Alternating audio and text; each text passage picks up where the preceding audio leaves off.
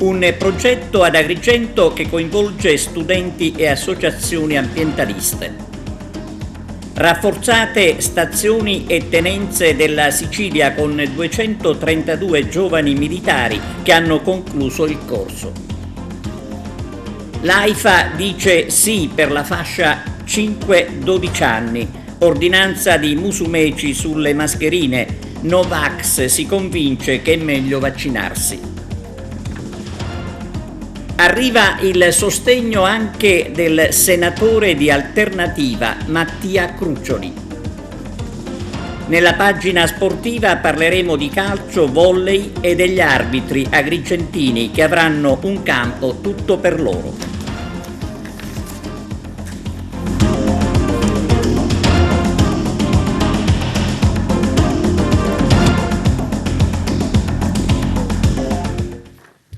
Benvenuti a TVA Notizie. C'è un progetto ad Agrigento per mantenere la città pulita e c'è stata una conferenza stampa di presentazione con studenti e associazioni ambientaliste insieme.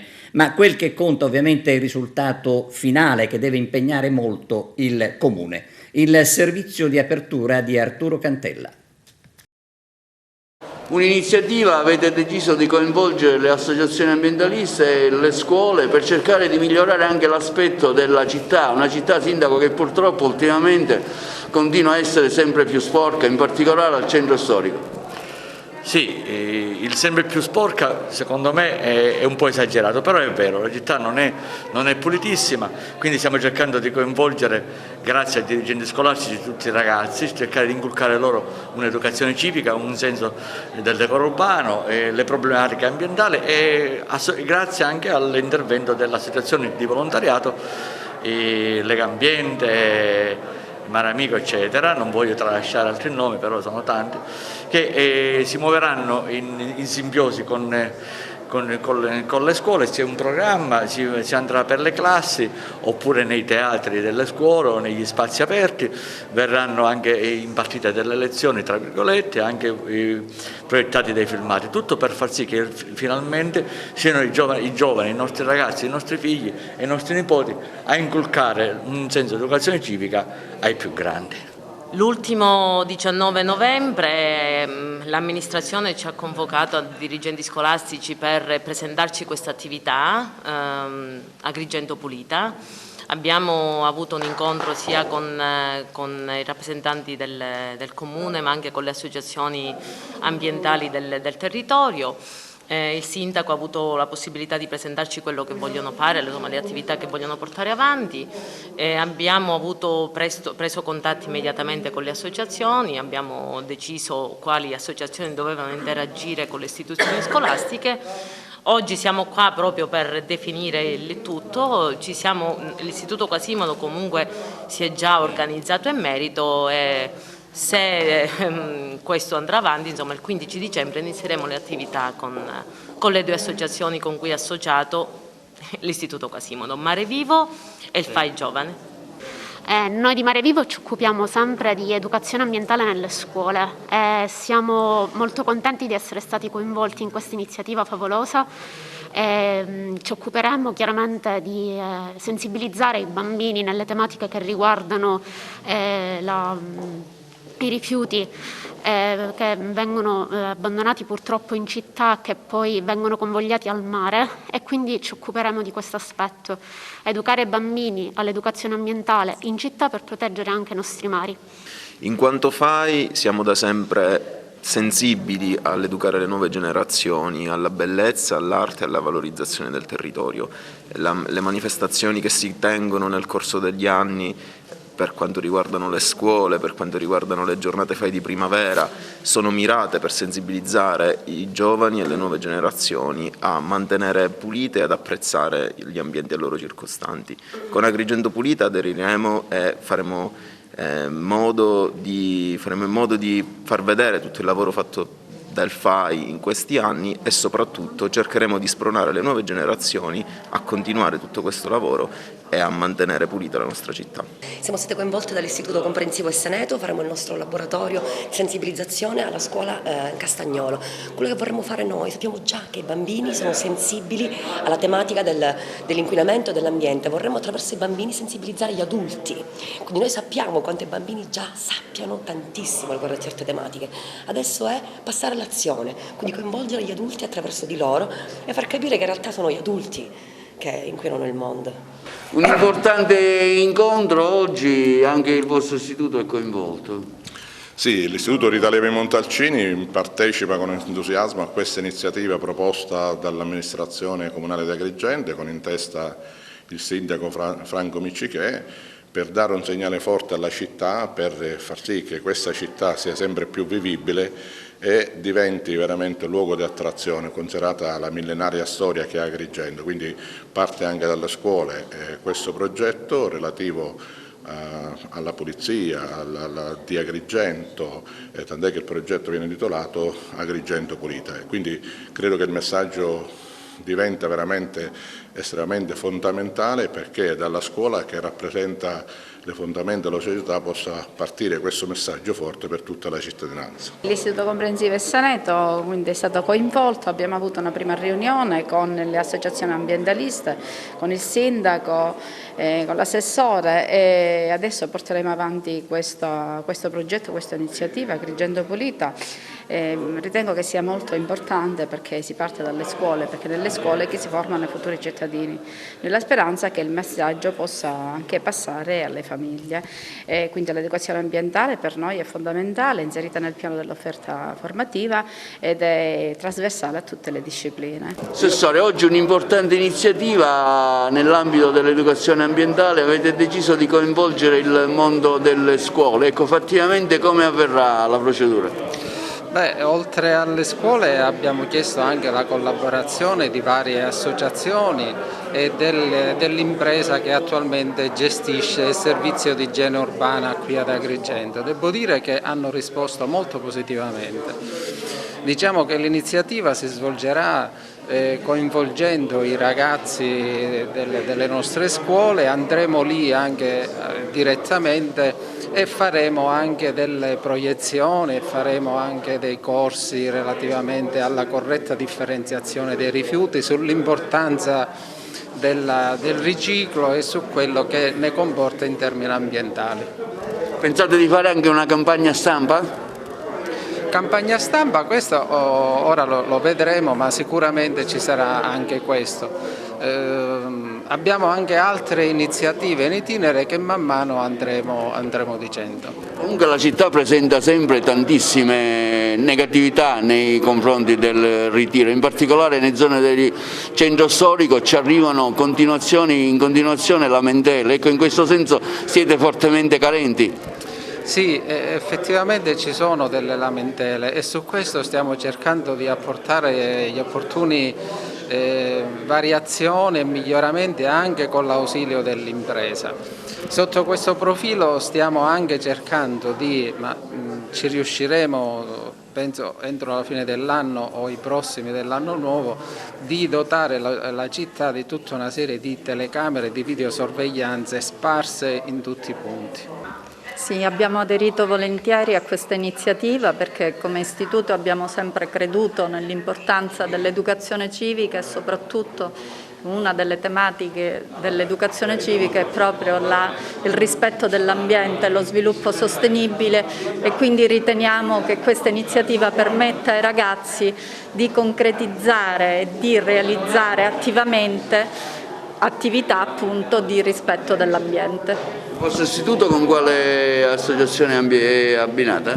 Con Legambiente, da tempo collaboriamo già con Legambiente, ci sono sempre stati accanto appunto a sviluppare, nello sviluppo di queste tematiche. Sì, noi partecipiamo fattivamente, ci coordineremo con l'Istituto Comprensivo Levi Montalcini di Villaggio Mosè. Approviamo tutte le iniziative che promuovono l'educazione ambientale nei giovani, quindi ben vengano naturalmente, come abbiamo già precisato all'amministrazione, come un tassello di un progetto molto più ampio che deve essere volto al superamento definitivo della situazione attuale per una gestione ottimale finalmente dei rifiuti e della differenziata. Un'importante iniziativa per educare i giovani alla tutela dell'ambiente, al rispetto della propria città, ma soprattutto i giovani devono imparare ad amare la propria città, rispettarla, e sicuramente l'amministrazione comunale sta dando un grande impulso a questo tipo di educazione. Ecco, voi partecipate fattivamente all'iniziativa, vero? Sì, noi siamo stati uno dei promotori dell'iniziativa insieme all'amministrazione, perché crediamo in questo progetto, perché i giovani sono il nostro futuro e quindi bisogna iniziare proprio da lì per creare un futuro migliore. Il Comando Generale dei Carabinieri ha disposto l'invio in Sicilia di 232 militari destinati anche al Comando Provinciale di Agrigento. Intanto ad Aragona i militari dell'Arma hanno denunciato l'autore di un furto di una carta bancoposta. Arturo Cantella. Nelle ultime ore 232 carabinieri appena arrivati andranno a rinforzare le stazioni e le tenenze della Sicilia, provenienti dalle varie scuole allievi carabinieri dislocate sul territorio nazionale, ove hanno da poco concluso il 140° corso di formazione intitolato al carabiniere Alberto La Rocca, medaglia d'oro al valor militare alla memoria. Ai nuovi carabinieri destinati alle stazioni e alle tenenze nell'ambito dei 9 comandi dell'Arma provinciale sarà affidato il delicato compito di garantire la sicurezza dei cittadini, specialmente in questo particolare periodo caratterizzato dall'emergenza sanitaria. Il Comando Generale dell'Arma dei Carabinieri ha voluto così potenziare i presidi territoriali, le tenenze e le stazioni che rappresentano il punto di riferimento certo per la collettività e il simbolo pulsante della vicinanza dello Stato ai cittadini, non solo per la tutela dell'ordine e della sicurezza pubblica, ma anche per garantire prossimità, soccorso, sostegno alle popolazioni, nel solco di quella radicata e riconosciuta capacità di coniugare efficienza operativa, sensibilità umana che da sempre caratterizza le stazioni dei carabinieri. E intanto i carabinieri della stazione di Aragona, al termine di una rapida e tempestiva attività di indagine, hanno denunciato in stato di libertà alla Procura della Repubblica di Agrigento un uomo di 47 anni di Aragona, autista incensurato, ritenuto responsabile del reato di furto di una carta bancoposta di proprietà di 2 anziani fratelli, rispettivamente di 85 e 82 anni, residenti ad Aragona. Agli inizi del mese di novembre i 2 fratelli avevano sporto una denuncia presso i carabinieri della locale stazione, che hanno avviato le indagini e dopo una serie di riscontri sono risaliti all'autore del furto, accertando che questo nelle fasi successive al furto aveva effettuato un prelievo di 300 euro. L'uomo è indagato per le ipotesi di reato di furto aggravato in indebito utilizzo delle carte di credito. I carabinieri del NOE hanno sequestrato il depuratore del villaggio Mosè, che serve anche il quartiere di Cannatello e Favara. Il sequestro sarebbe legato alla rottura di 2 pompe. E veniamo alle notizie che riguardano il Covid. C'è l'ok dell'AIFA per il vaccino di bambini e ragazzi. Lello Casesa. Arriva in serata il via libera dell'AIFA, l'Agenzia Italiana del Farmaco, che autorizza ed approva la vaccinazione per i più piccoli, per un'età che va tra i 5 e gli 11 anni. Dovrà essere un vaccino Pfizer con 2 dosi ed 1/3 a 3 settimane di distanza. I dati disponibili, fanno sapere AIFA, dimostrano un elevato livello di efficacia e non si evidenziano al momento segnali di allerta in termini di sicurezza. La vaccinazione avverrà in 2 dosi a 3 settimane di distanza l'una dall'altra. Si raccomanda per questa fascia di età, scrive l'AIFA, l'uso esclusivo della formulazione pediatrica ad hoc, suggerendo, quando possibile, l'adozione di percorsi vaccinali adeguati all'età. Il Comitato Tecnico Scientifico sottolinea l'importanza della vaccinazione ai più piccoli per il fatto che produrrà benefici quali la possibilità di frequentare la scuola e condurre una vita sociale connotata da elementi ricreativi ed educativi che sono particolarmente importanti per lo sviluppo psichico e della personalità in questa fascia di età. In parole semplici, vaccinandosi i bambini potranno tranquillamente frequentare la scuola e soprattutto le attività di svago come lo sport, la danza, la musica e quant'altro di utile per il benessere del bambino. Si evidenzia difatti che dentro le mura scolastiche in Italia la percentuale maggiore dei ragazzi, circa il 60-70%, si trova all'elementare ed in questo momento è in DAD, in didattica a distanza. Lo dichiara Mario Rusconi per conto dell'Associazione Nazionale Presidi della Capitale. Per i docenti, spiega Giannelli, presidente dell'Associazione Nazionale dei Presidi, i docenti vaccinati in Italia sono circa il 95% e del 5% dei non vaccinati. Almeno il 3% è rappresentato da coloro che non possono farlo, quindi i Novax saranno in definitiva circa il 2%. L'obbligo vaccinale dal 15 dicembre dunque non inciderà sul personale, salvo in alcune regioni come il Friuli Venezia Giulia, ad esempio, dove i non vaccinati si trovano in percentuali maggiori. L'ordinanza del presidente Musumeci sull'uso della mascherina anche all'aperto. Vediamo.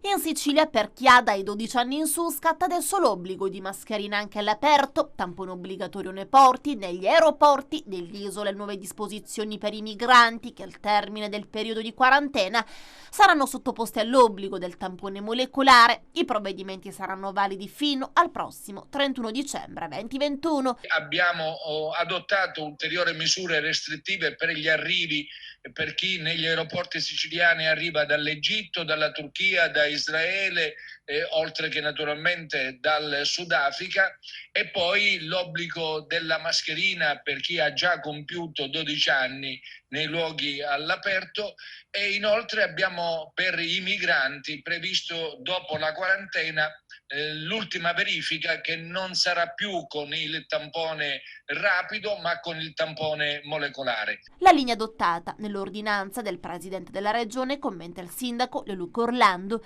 rispecchia un'esigenza espressa anche in campo nazionale dall'ANCI. Avevo già prospettato di predisporre un'ordinanza che contenesse l'obbligo di mascherina all'aperto in tutto il territorio palermitano, adesso recepita dalle indicazioni del presidente. Occorre fare appello, aggiunge il primo cittadino, alle responsabilità di tutti, alle forze dell'ordine, affinché vigilino per garantire il rispetto di queste nuove norme a tutela della salute pubblica.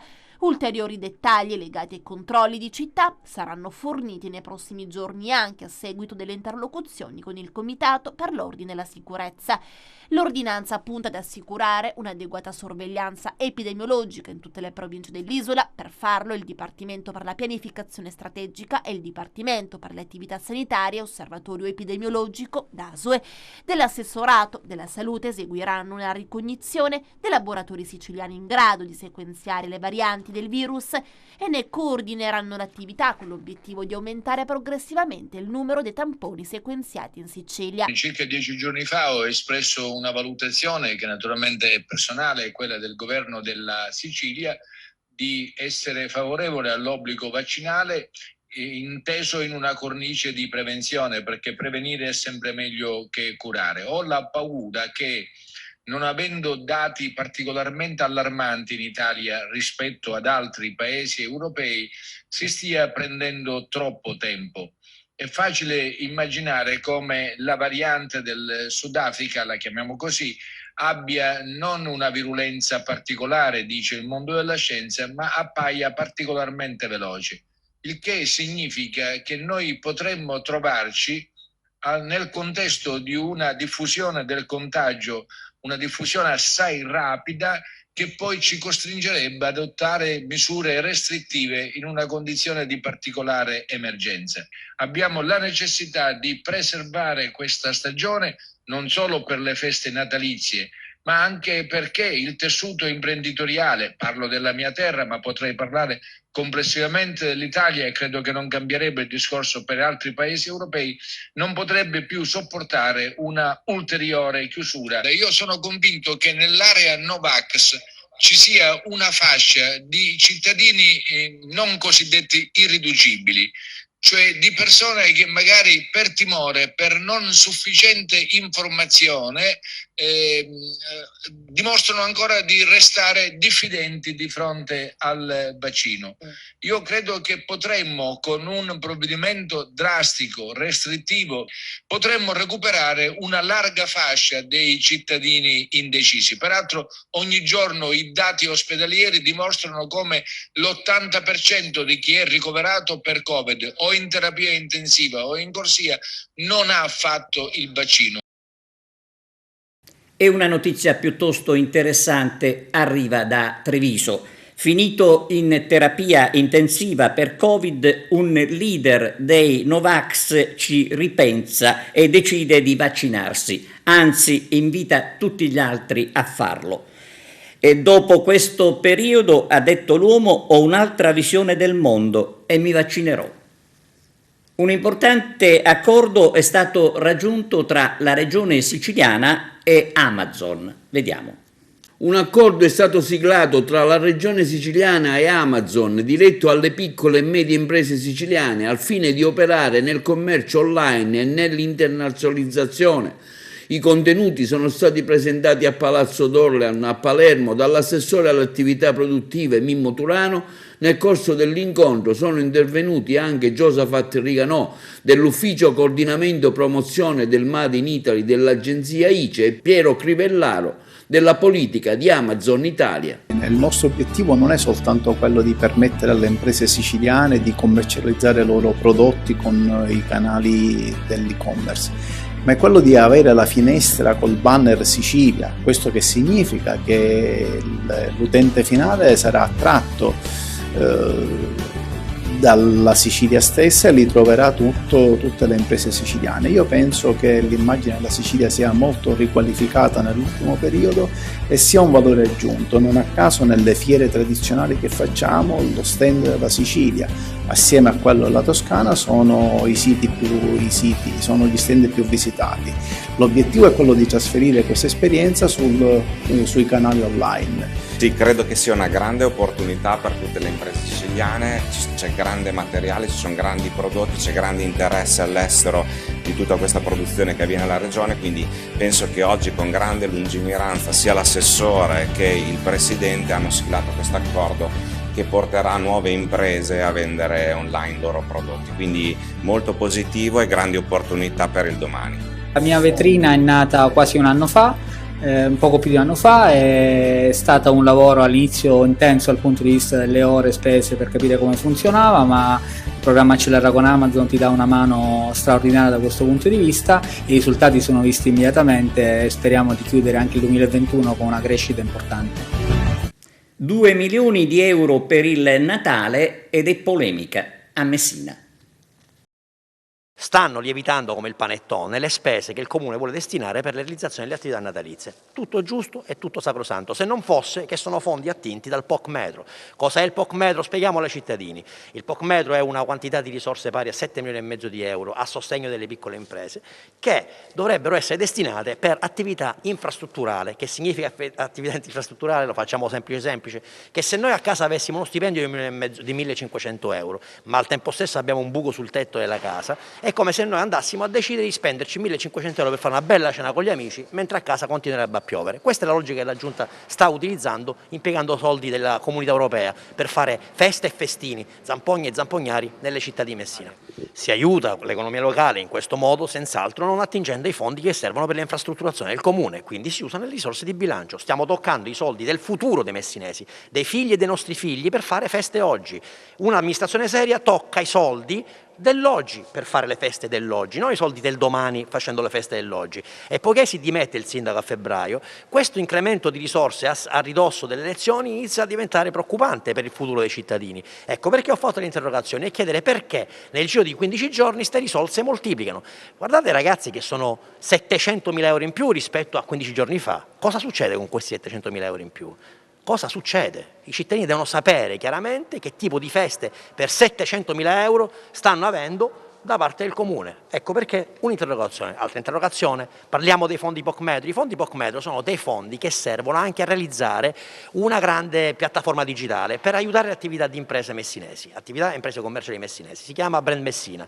Questa piattaforma digitale è stata pagata dal Comune, dall'Agenzia di Coesione, fino a 7,5 milioni di euro. Noi entro il 2023 dovremmo fare un grande evento e la piattaforma digitale. Il 6 dicembre un'importante iniziativa organizzata dall'Associazione Maestri del Lavoro. Ecco, un programma, una giornata impegnativa e intensa, se ce la riassume, Presidente. Quest'anno abbiamo compiuto 10 anni dalla costituzione del Consolato dei Maestri del Lavoro della provincia di Agrigento. I maestri del lavoro si occupano di solidarietà, volontariato quindi a tutto spiano e soprattutto di assistenza e formazione in collaborazione con gli istituti scolastici dei ragazzi per l'avviamento al mondo del lavoro. E in questa iniziativa, oltre alla presentazione di una pubblicazione che racchiude le attività di questi 10 anni di costituzione del Consolato, premieremo 22 studenti. In questo modo 19 sono ragazzi dell'Istituto Gallo che si sono diplomati con la media, col voto finale di 100 su 100 e 3 alfieri del lavoro nominati dal Presidente della Repubblica per gli anni 2020-2021 che appartengono alla nostra provincia. Questi ragazzi sono le eccellenze del nostro territorio. Questa sostanzialmente è l'attività che svolgeremo lunedì alla presenza delle autorità, degli invitati e degli intervenuti tutti. Ricordiamo dove si svolgerà la manifestazione e in che orario? Quindi lunedì 6 dicembre alle ore 16 al Museo dei Palazzi dei Filippini, Sala Giambertino. Vi aspettiamo con il cuore aperto e disponibile anche a vostri eventuali chiarimenti. Pedaggio sull'autostrada A20. Il comune di Sant'Agata Militello è contrario al pagamento. Anche il Consiglio Comunale di Sant'Agata Militello prende posizione sulle gravi criticità presenti da tempo nell'autostrada A20 Messina-Palermo.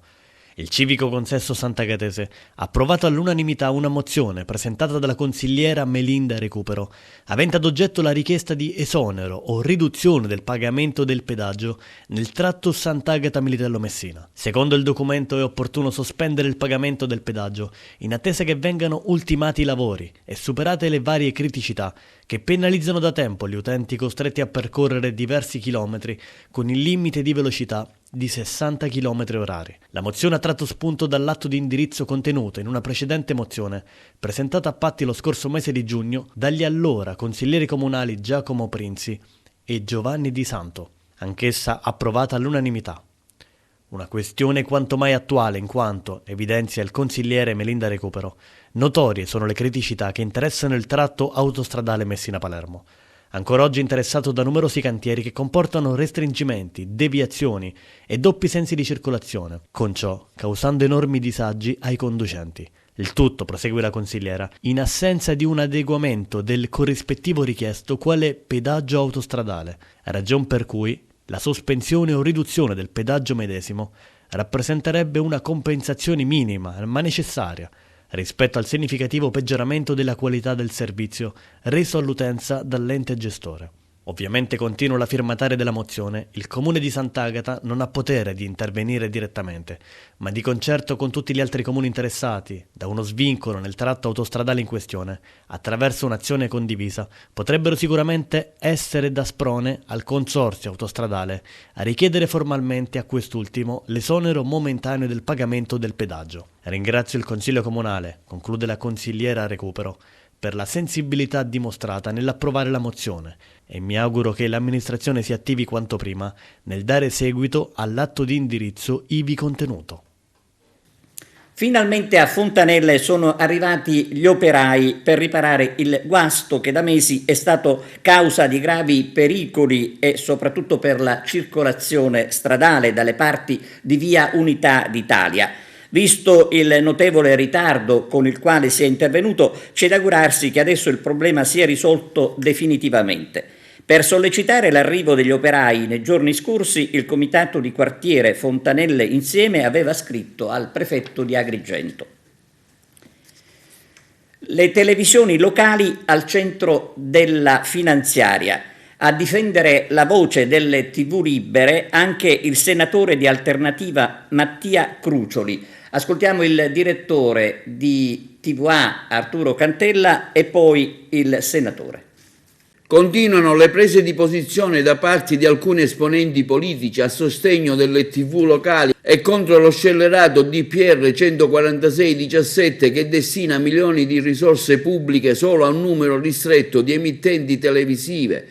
In questi giorni è in discussione al Senato della finanziaria. Un ringraziamento dal presidente dell'AREA, ingegnere Antonio Diomede, va ai senatori Crucioli di Alternativa CE e Astorre del Partito Democratico per avere sottoscritto gli emendamenti dell'AREA alla legge di bilancio 2022 in discussione per l'appunto. Essi sono stati inviati anche al ministro Giorgetti, capo del Mise, per conoscenza della Lega, e alla sottosegretaria con delega all'editoria Ascani, nella speranza, afferma il presidente, che si possa giungere a un risultato fattivo e concreto. Ma noi non ci fermeremo qui, afferma l'ingegnere Diomede dell'AREA. Continueremo la nostra battaglia parlamentare in sede di discussione del decreto mille proroghe. Oggi ci arriva la solidarietà del senatore Crucioli di Alternativa CE. L'Alternativa ha presentato, a prima firma del sottoscritto, una serie di emendamenti volti a riequilibrare il settore del finanziamento pubblico all'editoria e alle televisioni. In particolare noi siamo contrari a che i soldi stanziati vadano soltanto ai grossi gruppi, alle grosse televisioni, e non vengano invece distribuiti in maniera più equa a tutti coloro che fanno comunicazione e informazione.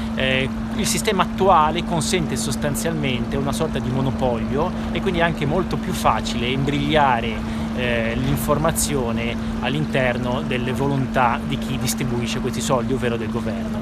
Ed è per questo che l'Alternativa ha presentato questi emendamenti volti alla modifica del decreto 146 del 2017 e che era volto proprio a limitare il pluralismo e a concentrare i fondi pubblici soltanto a quelle emittenti che gli davano garanzia. E in questo senso sono i nostri emendamenti che noi abbiamo appunto presentato dopo aver sentito diversi operatori dell'informazione, in particolare l'AREA, che è l'associazione delle piccole emittenti locali.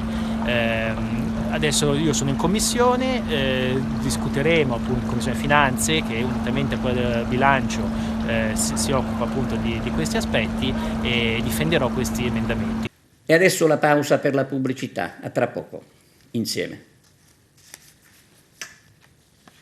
Siamo giunti alla pagina sportiva, calcio, si è giocata la Coppa Italia con l'Acragas a Marineo e il Pro Favara a Mazzara del Vallo. Il risultato delle gare con Carmelo Lentini. Buon per esterno dell'Acragas in Coppa Italia d'eccellenza contro un arrembante Marineo, che le ha tentate tutte per accaparrarsi la vittoria. Combattuta ma molto equilibrata, con i padroni di casa sempre pronti a pungere. Al 34esimo una punizione di Seineong supera il portiere Dom e porta in vantaggio il Marineo. Un vantaggio improvviso che fa reagire prontamente il gigante. Prima della fine del tempo si tenta qualche sortita con Gambino e Lucas Corner, ma la difesa di casa si chiude molto bene. La gara comunque cambia nella ripresa con un Acragas più volitivo che non ci sta sicuramente a perdere. Tutto parte da una serie di calci d'angolo e al 53esimo ci pensa il capitano Gambino a colpire di testa ed ad insaccare alle spalle dell'incolpevole portiere Cesai.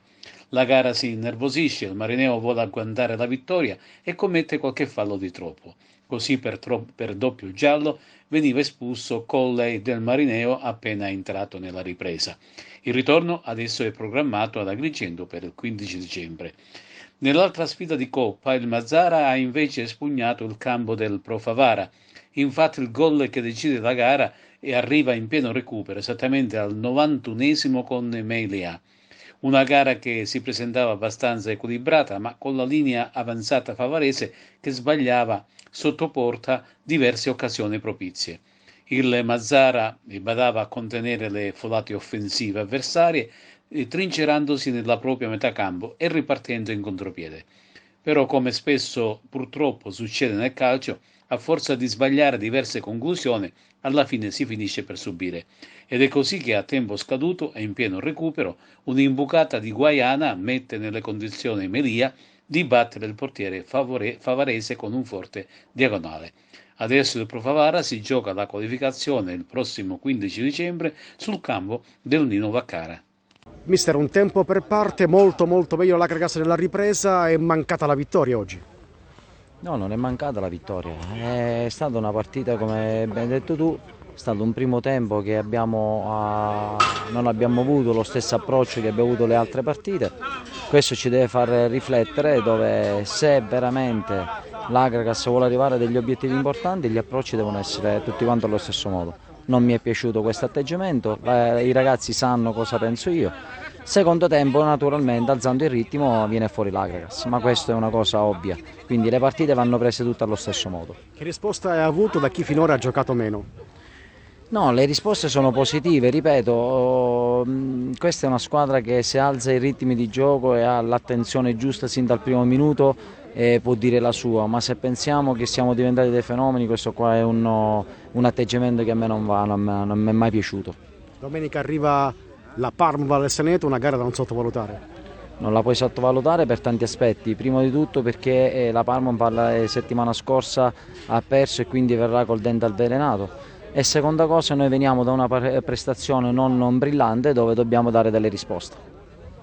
Giuseppe Gambino, un pari che sta stretto all'Akragas, ha giocato un ottimo secondo tempo, la formazione bianco-azzurra, tutto si deciderà nel match di ritorno. Sì, diciamo che abbiamo iniziato un po', siamo entrati in campo un po' con la mentalità sbagliata, però poi l'abbiamo corretta a fine primo tempo, abbiamo fatto un grandissimo secondo tempo dove meritavamo la vittoria, però l'importante è non aver perso, ci giochiamo tutto in casa e ritorno serenamente. Per te un altro gol, 201 gol in carriera, non ti fermi più? No, ma io, come ho detto poche settimane fa, dovevo semplicemente recuperare la forma fisica, ora sono a disposizione a 360 gradi al 100%, quindi devo cercare di sfruttare al massimo ogni occasione che mi verrà data.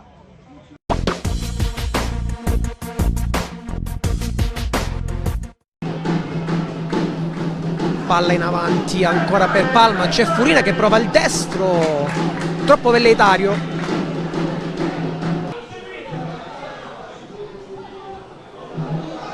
Attenzione, c'è un'opportunità per Samacche che evita anche il calcio d'angolo, ma grande rischio di Mittica che ha cercato ancora di salvare una potenziale occasione.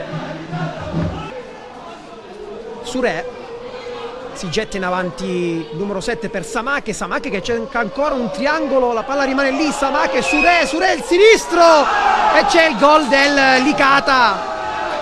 Gol del Licata con Surè. Quando siamo al 39esimo del primo tempo, un tiro che non ci è sembrato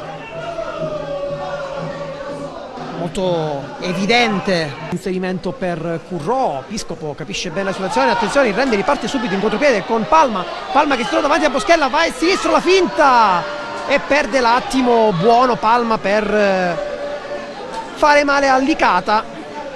Vuole il cross in mezzo? In primo momento no, ora sì, prova anche un tiro cross che finisce addirittura a fallo laterale dalla sinistra. La palla in mezzo, Currò svetta prima di tutti ancora Piscopo, riconosciuto, colpo di testa debole, arriva Moschella in presa alta. Ultime chance per i padroni di casa di raggiungere il pari. Colpo di testa, c'è il gol!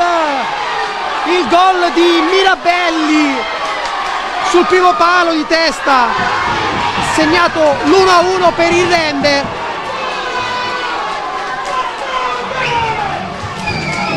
Perfetto l'inserimento del difensore biancorosso sul primo palo, ha battuto Moschella, infatti solo 5 secondi e l'arbitro infatti non fa nemmeno ribattere.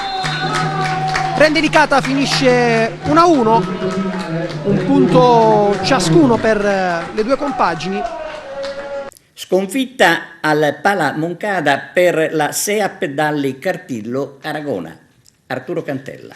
Niente da fare per la SEAP Aragona contro una concreta futura volley Giovanni Bustarsizio nel recupero della quarta giornata di andata del campionato di Serie A2 Girone A. Finisce infatti 1-3 la gara condotta dagli uomini di Giacomo. Il sestetto di Matteo Lucchini non tradisce le attese della vigilia, con un perfetto gioco di squadra sbanca il Pala Moncada, portando a casa l'intera posta in palio. La SEAP Dalli Cardillo Aragona ha giocato bene il terzo e quarto set, ma nel primo e nel secondo non hanno saputo reggere il confronto con le avversarie. Questi parziali 14-25 primo set, 15-25 secondo, 27-25 terzo, 20-25 il quarto. Eccoci con Danilo Turchi, vice allenatore della SEAP Dalli Cardillo Aragona. È arrivata l'ennesima sconfitta casalinga contro un forte Busto Arsizio. Sì, sicuramente una delle squadre con i fisici migliori del girone e con delle capacità di gioco sicuramente della categoria di vertice. Oggi cosa non ha funzionato in casa Aragona? Sicuramente il servizio, sia per quanto riguarda la tattica che per quanto riguarda le capacità individuali delle ragazze. C'è stata una parte importante della partita in cui abbiamo avuto molta difficoltà anche nel sistema di muro difesa. Adesso una lunga pausa per recuperare anche le infortunate Stival e Zek. Sì, sicuramente la pausa sarà rigenerante, ne abbiamo bisogno anche per tornare a casa e riposarsi un po' per riprendere le energie, per riprendere insomma questo girone di ritorno. Come hai detto te, i primi due set così abbiamo giocato ma non abbiamo dato il massimo. Ci sono state un po' alcune lacune, ma poi come hai detto te abbiamo recuperato nel terzo e quarto set, terzo set strepitoso, siamo stati lì fino agli ultimi punti e il quarto set abbiamo fatto quello che potevamo. Eravamo sotto, poi abbiamo recuperato, poi per alcuni errori non siamo riusciti a vincere, però gli ultimi due set sono andate nere, abbiamo giocato bene e sono felice. Ecco. Adesso una lunga pausa, si torna in campo il prossimo 19 dicembre contro Olbia qui al Pala Moncada. Sì, si torna in casa, adesso abbiamo una lunga pausa, però lavoreremo molto sodo, ci daremo da fare e sicuramente sarà una grande partita e faremo vedere ad Olbia chi è la SEAP Dalli Cardillo Aragona. Ecco. Eccoci con Angelina, una delle migliori in campo contro SEAP Dalli Cardillo Aragona. Cosa ha fatto la differenza al Pala Moncada? Ma allora, noi abbiamo cercato di concentrarci molto nel nostro gioco perché è un periodo in cui abbiamo parecchi alti e bassi durante le partite e arriviamo da un periodo non semplice per noi perché abbiamo avuto vari infortuni, varie situazioni un po' da gestire in allenamento e quindi facendo fatica a trovare della continuità in allenamento lo si vede anche in partita. Sicuramente oggi abbiamo cercato di aggredirle in attacco perché siamo comunque fisicamente forti da questo punto di vista qua e secondo me la differenza è stata che oltre all'attacco nei set quando siamo andati avanti di tanto abbiamo messo anche molta intensità in difesa. Sicuramente loro ci hanno messo in difficoltà quando hanno cominciato a difendere di più perché hanno annientato un po' uno di quelli che è i nostri punti forti. Noi sicuramente ancora un po' in queste situazioni ci innervosiamo, però siamo state brave a uscirne e a non perdere la concentrazione su tutto quello che era il sistema di muro difesa. Questi 3 punti per voi che importanza hanno? Ma hanno importanza a parte per la classifica, però per noi più che altro è una questione molto di morale perché questa squadra comunque è stata costruita per obiettivi importanti, non è stato il nostro miglior momento queste ultime 3 settimane purtroppo e penso che sia importante per noi perché per la consapevolezza che abbiamo del nostro gioco, di tutto, e sarà importante poi sia in vista della Coppa Italia sia in vista del girone di ritorno, che speriamo sarà tutta un'altra storia per noi, perché è stata abbastanza tosta e certe partite non ci riconoscevamo neanche noi, quindi spero che sia un punto di ripartenza. Adesso un servizio che riguarda gli arbitri, un campo per gli arbitri della sezione di Agrigento per potersi allenare. Il campo è quello di Fontanelle. Arturo Cantella. Gli arbitri agrigentini finalmente per la prima volta nella storia hanno un polo di allenamento tutto loro. C'è voluto tempo, pazienza, impegno e tanta caparbietà, ma finalmente per la prima volta nella storia la sezione arbitri ha un campo tutto suo, dove gli associati potranno allenarsi a titolo gratuito, grazie a tutta l'amministrazione comunale, all'impegno del sindaco Francesco Miccichè, l'assessore allo sport del comune di Agrigento Costantino Ciulla, che appena insediati si erano assunti l'impegno di fornire agli arbitri di calcio agrigentini una casa tutta loro per potersi preparare e allenare. Ringrazio di cuore l'amministrazione comunale tutta, in particolare il sindaco Miccichè, l'assessore al ramo Sport Costantino Ciulla, che hanno mantenuto la loro promessa con la collaborazione anche del Consiglio Comunale, in particolare del consigliere Angelo Vaccarello, che ringraziamo. Consegniamo a tutti i giovani un degno luogo dove allenarsi, a prepararsi le nuove sfide che portano la nostra sezione ogni domenica a essere rappresentata di concerto con tutta la provincia su tutto il territorio nazionale. Sono felice perché la nostra caparbietà e la serietà dei nostri interlocutori ci hanno permesso di raggiungere un obiettivo a costo zero mai raggiunto finora. E questo è il commento del presidente della sezione AIA di Agrigento, Gero Drago. È tutto, grazie per la vostra attenzione e arrivederci.